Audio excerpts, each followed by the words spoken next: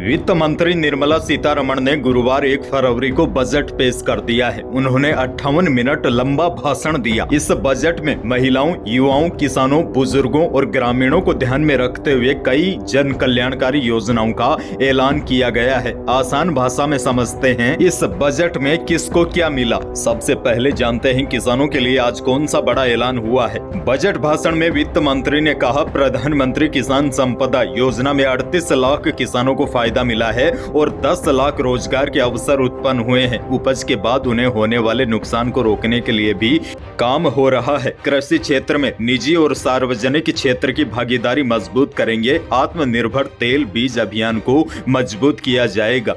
इसके तहत कृषि की नई प्रौद्योगिकी और कृषि बीमा को बढ़ावा दिया जाएगा। डेयरी से जुड़े किसानों के लिए राष्ट्रीय गोकुल मिशन जैसी योजनाएं चलाई जा रही है।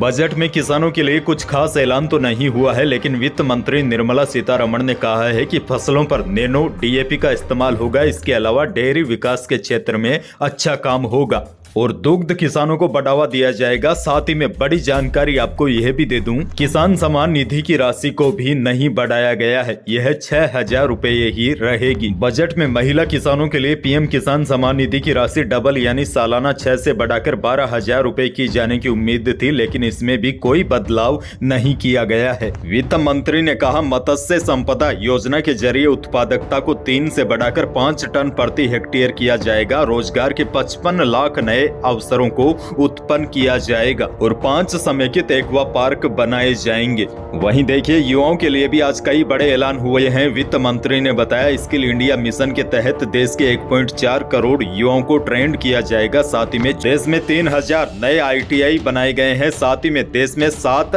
IIT, 16 IIIT और 7 IIM और 15 एम्स और 390 यूनिवर्सिटीज का निर्माण किया गया है। वहीं देखिए, बजट से जुड़ी सबसे बड़ी बातें आपको बता दूं, इनकम टैक्स स्लैब में कोई भी बदलाव नहीं किया गया है। सरकार ने आम आदमी को इस बार इनकम टैक्स में कोई राहत नहीं दी है और इस बार बजट में कुछ भी सस्ता या महंगा नहीं हुआ है। ऐसा इसलिए है क्योंकि 2017 में लागू किए गए GST के बाद से बजट में केवल कस्टम ड्यूटी, एक्साइज ड्यूटी को बढ़ाया या घटाया जाता है, जिसका असर गिनी चुनी चीजों पर ही पड़ता है। वहीं देखिए, वित्त मंत्री ने कहा है कि सरकार ने 25 करोड़ लोगों को गरीबी से बाहर निकाला है। गरीब कल्याण योजना में 34 लाख करोड़ खातों में भेजे हैं। महिलाओं के लिए बड़ा ऐलान किया गया है। वित्त मंत्री निर्मला सीतारमण ने कहा कि करीब 1 करोड़ महिलाएं लखपति दीदी बनी। अब 3 करोड़ लखपति दीदी बनाने का लक्ष्य है। अच्छा, आसान भाषा में बजट की एक और बड़ी बात आपको बता दूं, वित्त मंत्री ने कहा, हमने अंतरिम बजट की परंपरा को जारी रखा है। दरअसल अंतरिम बजट में किसी तरह की लोक लुभावन घोषणाएं नहीं की जाती।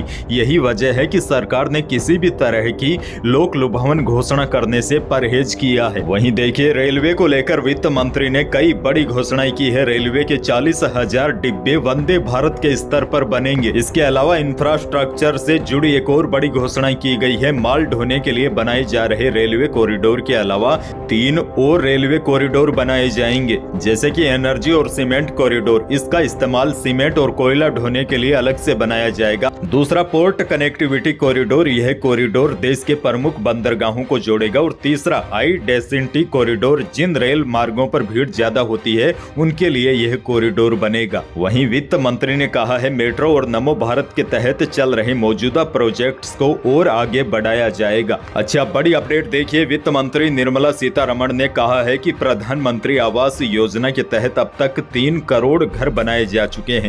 इस बार 2 करोड़ नए घर बनाने का लक्ष्य रखा गया है।